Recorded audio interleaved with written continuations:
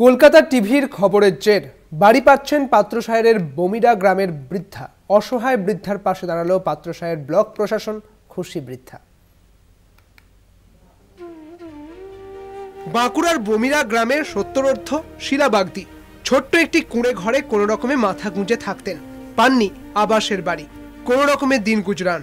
শিলাদেবীর দুর্দশার কাহিনী সম্প্রচার করি আমরা কলকাতা টিভি।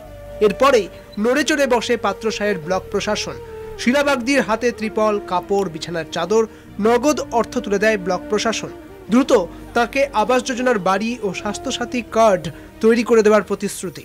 আমরা দুজন আর সিভিল ডিফেন্স একজন, আমরা সঙ্গে সঙ্গে এসে আমরা সরকারি যে সাহায্য রিলিফ, সে রিলিফ আমরা নিয়ে এলাম।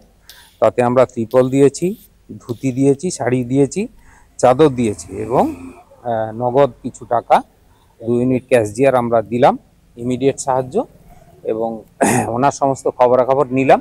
প্রশাসনের উদ্যোগকে সাধুবাদ জানিয়েছেন শিলাবাগদি। তিনি জানিয়েছেন আগামী দিনে আবাস যোজনার ঘর পেলে আরো খুশি হবেন।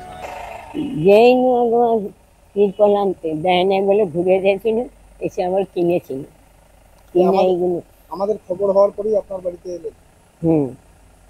তোমরা এলে, ভগবানের আশীর্বাদ, তোমাদের মা বাপের আশীর্বাদ, ঈশ্বর টানাইতে আপনারা এসেছেন।